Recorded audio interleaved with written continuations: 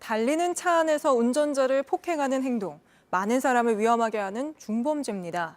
법적 처벌 수위도 꽤 높은데 그런데도 매년 이런 사건이 끊이질 않죠. 왜 계속 일어나는지 들여다봤더니요. 대부분은 정말 사소한 데부터 시작이 됐습니다. 세상에 이런 법이 강현석 기자입니다. 버스나 택시를 타면 항상 이런 경고 문구가 붙어 있죠.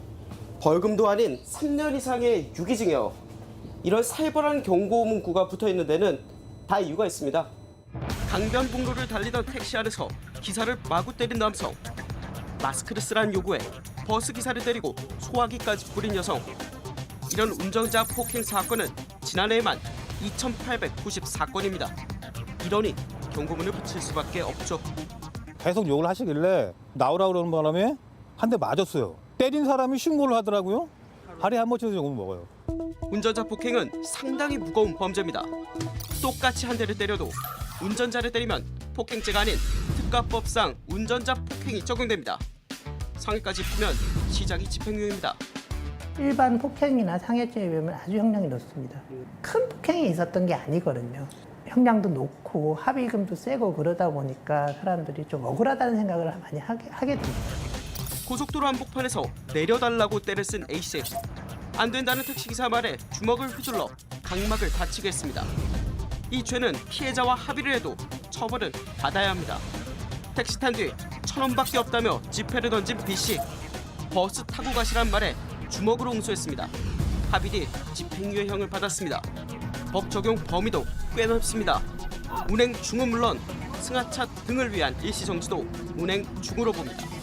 2015년 법 개정 때 등 문구가 들어가면서 길에 서 있는 신호대기 상태도 운행 중입니다. 위험한 범죄임에도 불구하고 약하게 처벌하여 문제를 예방할 수가 없었습니다. 그래서 입법적인 차원에서 정차하고 있는 경우까지 법률에 명시적으로 규율을 해둔 것입니다. 술에 취해 택시기사 목을 움켜쥔 이용구 전 법무차관 사건. 승하차 일시 정지를 운전 중으로 본 가장 유명한 사례죠. 목적지 와서 일어난 일이니 운행 중 아니다라는 경찰 해명은 말이 안 되죠. 법원의 입장은 명백합니다.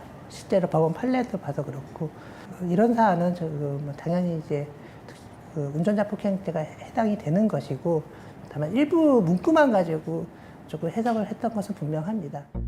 이런 행동 대부분 술 때문입니다. 그래서 판결문에도 술에 취해 이유 없이란 말이 많이 들어가죠. 술 취해 택시에 오른 C씨. 기사에게 운전 똑바로 해.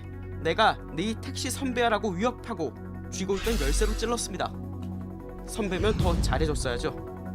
술이 아니라도 극히 사소한 일이 방아쇠가 됩니다. 마스크를 써달라. 차가 느리다. 버스가 덜컹거린다. 왜 깨우냐 등등. 만만하게 보고 운전자에게 거는 시비. 이건 자존감 문제 아닐까요? 본인이 돈을 내고 이용하기 때문에 자신을 따라줘야 된다는 기본적인 심리가 있는 것 같습니다. 자존감이 좀 낮은 사람들 같은 경우에는 이런 시발점이 생기면 욱하면서 범행을 저지르게 되는 경향이 있는 것 같습니다.